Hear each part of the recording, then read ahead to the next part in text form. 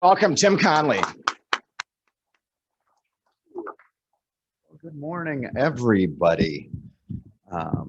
As they said during the beginning, I'm a member of the Minnetonka Excelsior Morning Club. We meet tomorrow. So for those of you who don't get enough this morning, come on out to Excelsior to Maynard's and join us tomorrow morning. And we'll be happy to entertain you just a little bit. So how many people, I want to see a show of hands, how many people are, you're a shelter box expert. You know a lot about shelter box. Nobody. Okay. Okay, we got one. Okay. You're familiar with shelter box. You know what it is. All right, quite a few. All right. You've heard of it, but you don't really know anything. Okay, a few of those. And you don't know anything at all. What is shelter box, for crying out loud? Okay, good. We got a good mix of folks. So what I like to do to start off is to, and this is difficult for us here in America with our affluence, but what I want you to do is close your eyes for just a moment and imagine something comes through your neighborhood, a storm, tornado, something like that. And in, say, one night, you wake up the next morning and everything you owned is gone. Everything. Your home is gone. You come out of your basement and you look around and the neighbors are gone. Their homes are gone. Maybe there's a little bit left over, but if you look at the slide that's up here right now, you can see this kid woke up one morning and that's what his neighborhood looked like. And Shelter Box is an organization begun by Rotary about 22 years ago to start to respond to this, to restore some hope. If you imagine that folks who wake up have just had their worst day ever, unimaginable to most of us. Our job is to move in afterwards and, as I say, start to restore some hope, to get them started on that road to recovery, getting back on their feet. This is, so what is Shelter Box? For those of you who aren't familiar with it all, we're an international charity. We hand deliver emergency shelter to families devastated by disaster, and I should say, and conflict, because there's tornadoes, there's hurricanes, there's typhoons. There's also warring tribes. There's Russia moving into Ukraine. There's wars around. And so we have people displaced by conflict as well. This is an interesting talking point because it's changed in the last 2 years. As of July 2021, more than 113 million people around the world, I should say are, displaced by disaster and conflict. This degree of displacement has never been seen before. The change in that talking point is, in the last 2 years, we used to say this level of displacement has never been seen since the end of World War II. Today, it's never been seen. So the level of displacement today is worse than after World War II, if you can imagine that. So let's put this number into context just a little bit. What that 113 million means is that every minute of every day, 25 more people are added to this list. Somebody moves into a rival tribe and displaces 25, or a storm blows through. Every minute of every day. Oops, went too fast. Which means that while I'm up here talking to you today, 500 people will be added to that list. And during the hour that we're together today, 1,500 more will be added to that list. Shelter Box has a vision, and our vision is this: no family without shelter when disaster strikes. So that's what I'm here to tell you about. So how did Shelter Box begin? I know you're all asking yourselves. And the answer is a Rotary club on the west coast of England, Helston Lizard it's called. Back in 1999, the group in that club We're getting ready to march into a new millennium, and they said, we need a project. We need a good project, something beefy that we can all sink our teeth into. And they came up with, they sat around and ideated, and they said, well, what does the world, what's something that's missing out there? And they thought, well, in disasters, you've got people go in with medicine and food, and they found that there's a shortage in shelter. Who's responding with shelter? Who's putting a roof over folks' heads after that worst day ever? And so they came up with the idea of saying, all right, what would those people need? Let's have a great big green box. This is one of the originals. And let's start putting stuff in it that somebody might need after a disaster. And so what does that look like? Well, we've got tents, the tent on the top left there, which you saw on the second slide. That's what one of the tents looks like.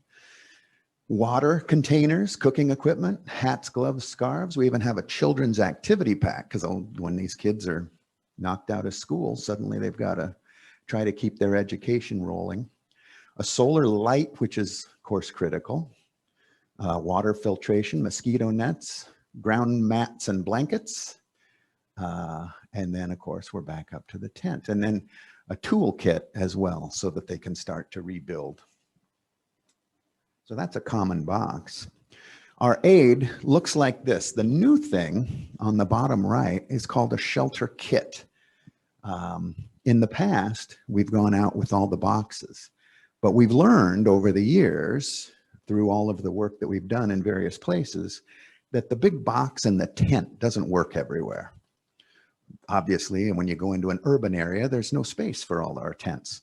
So this shelter kit, and I'll show you some pictures of it shortly, the shelter kit basically is a great big tarp that you can use to make a roof. You can use it to make walls, so you can rebuild your house with it. Oh, touchy little button here.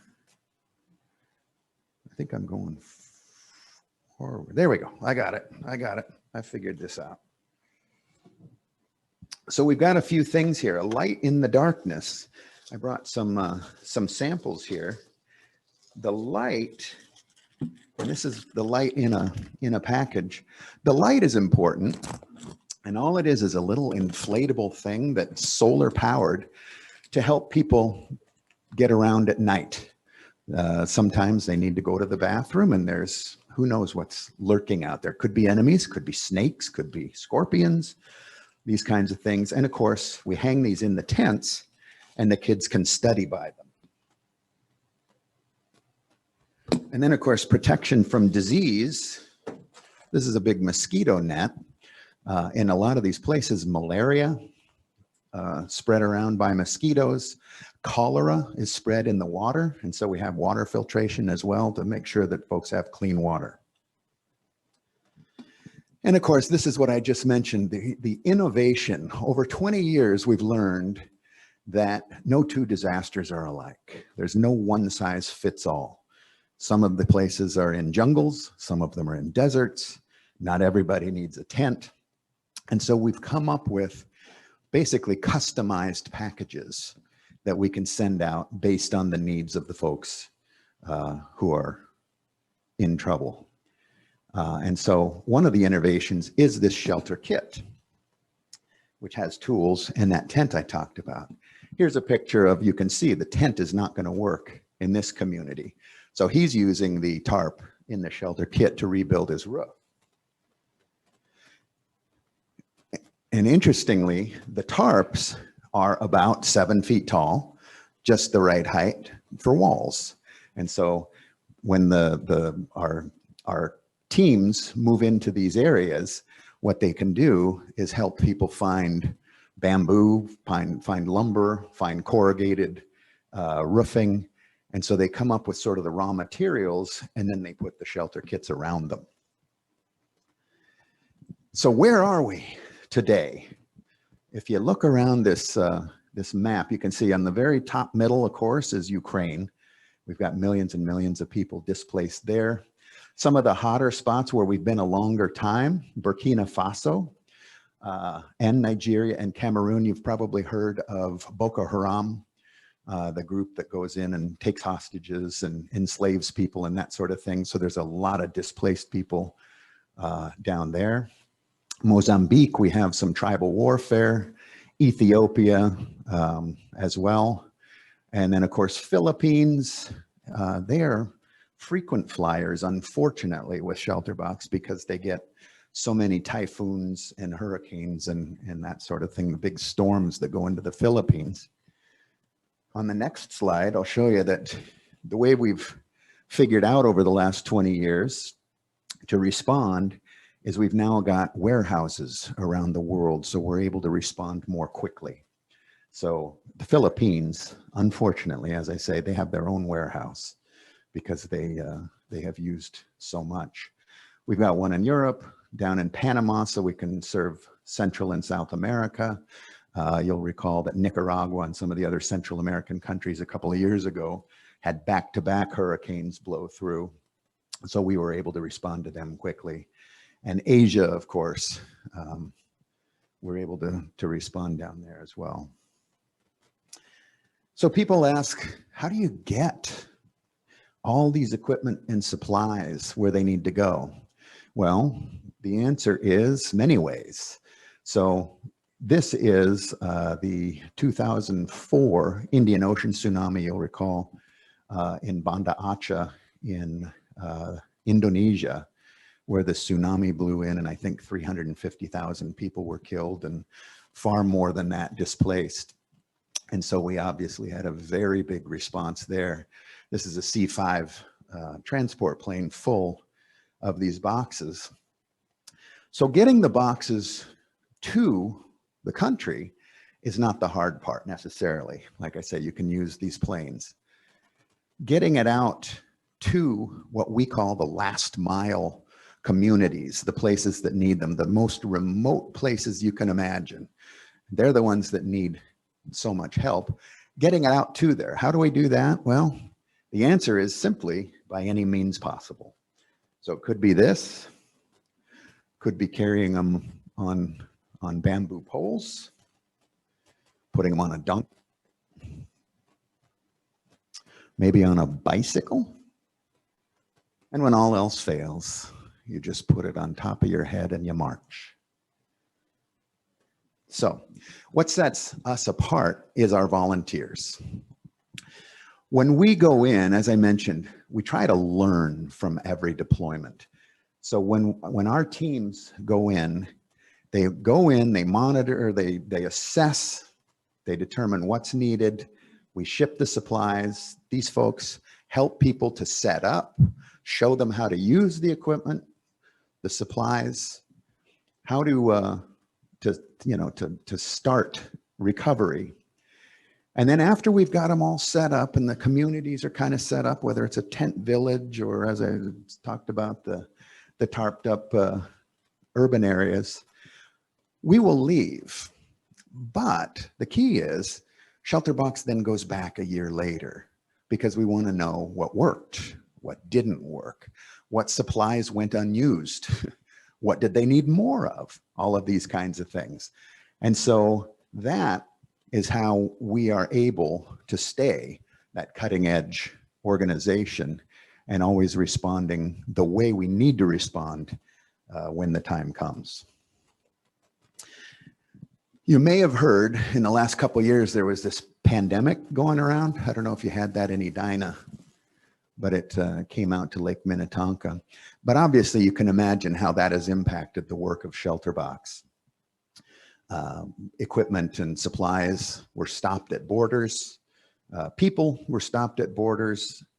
And it's important that we go into these countries and show them how to cope with COVID because so many of them will not get their vaccines for a good long time yet. So we go in and we show them about mask wearing, you know, the personal protection devices, washing your hands, safe distancing, all those things that we were doing a couple of years ago. These folks are now being taught how important those things are in their communities, especially when you can imagine when they're jammed in so tight, you know, with highly populated areas.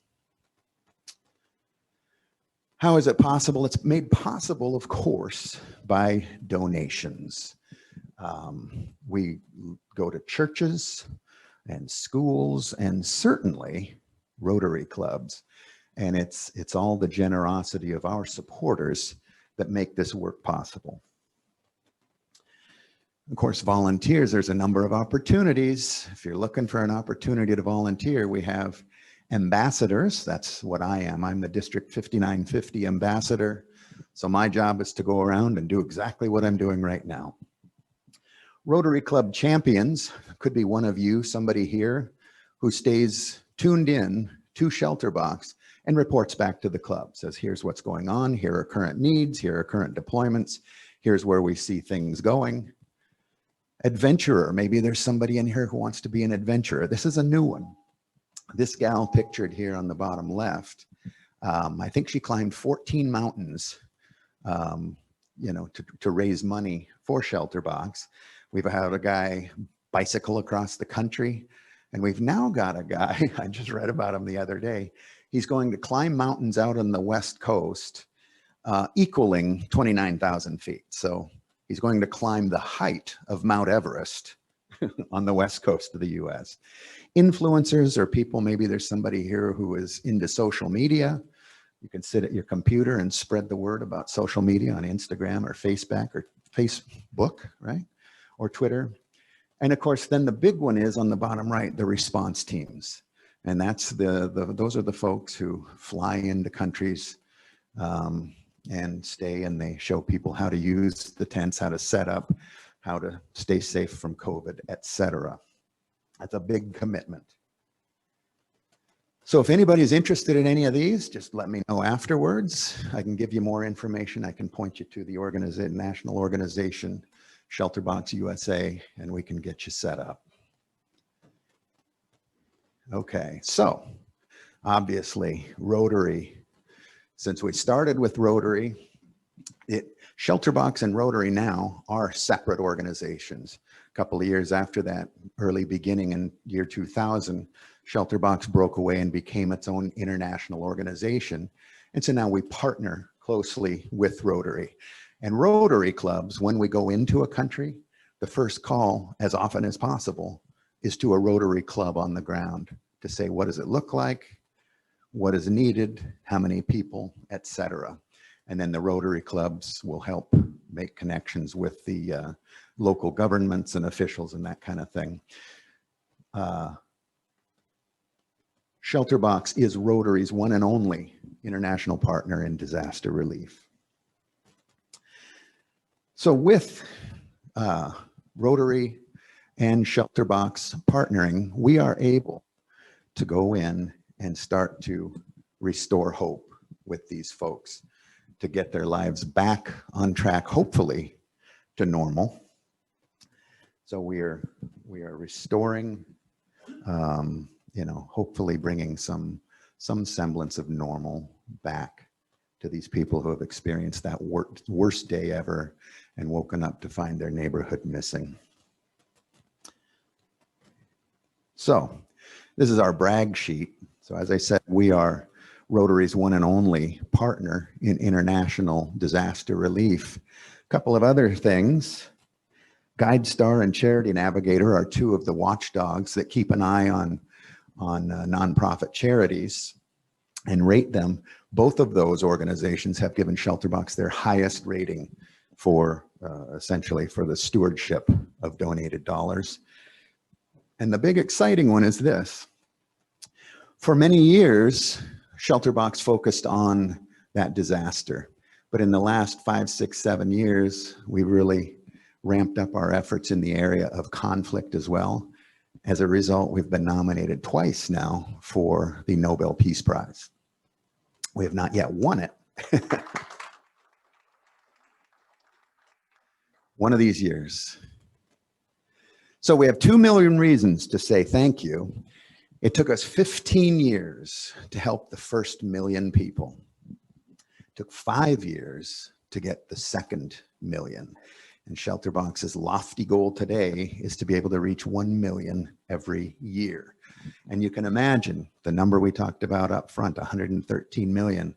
1 million people. That's a big job for us, but it's only a drop in the bucket of the need that's out there.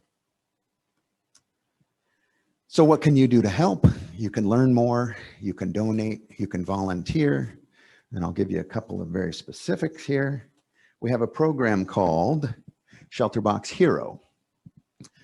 And these are clubs that annually give donations of 1,000, 3,000, or 5,000 or more. Certainly we're willing to take more. 1,000 is a bronze level, 3,000 is silver, and 5,000 would be a gold level supporter. And for that, you get a lot of pride, but you also get a little banner that you could hang right here. Another way we're doing is at this point, every summer we do the annual Stock the Box drive. And what this does is when we go out to clubs, we generally say we would like $1,000.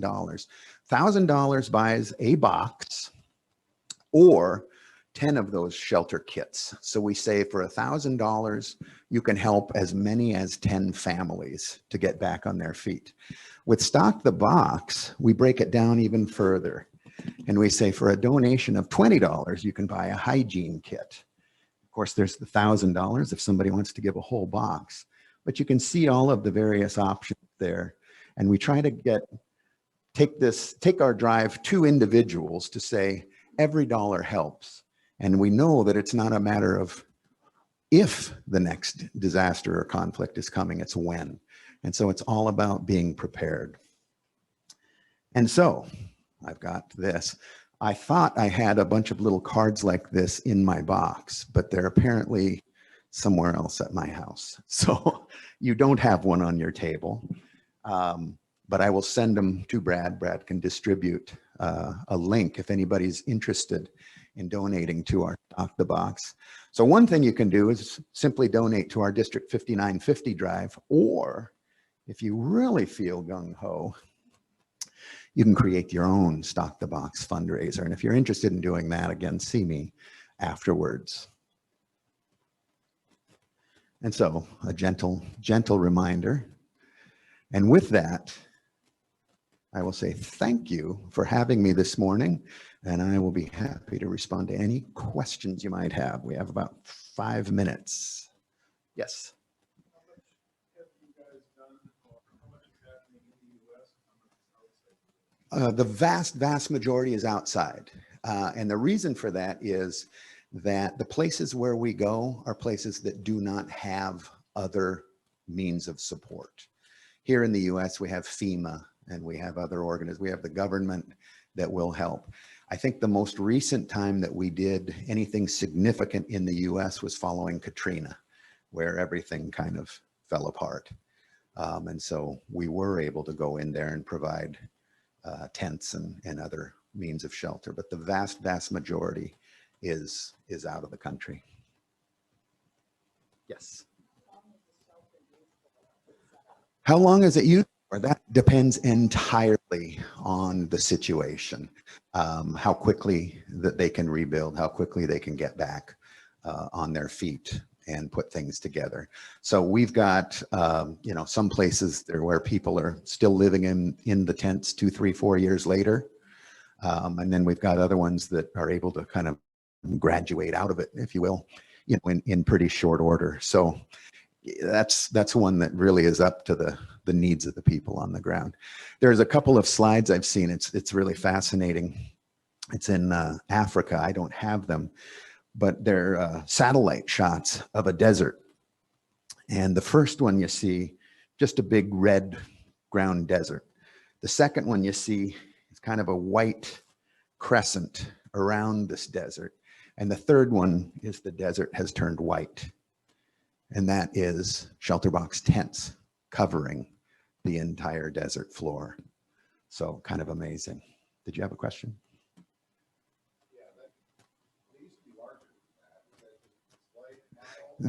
This is a different model. Yeah, this is a smaller one. So I do have some bigger ones, but they're not as much fun to carry around. I mean, yeah, no, these are, And that's part of that innovation that we've got with two things being the same is sometimes, you know, the tent, if you're getting a tent, you're going to use the big box.